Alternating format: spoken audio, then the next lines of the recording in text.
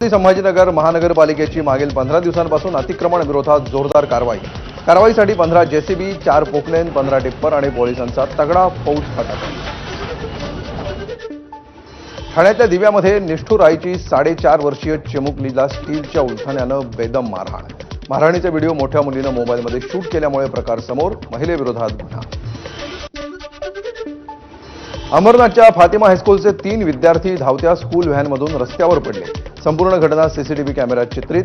या घटनेमध्ये एकाला गंभीर इजा तर दोघांना किरकोळ जखमा झाल्याची माहिती।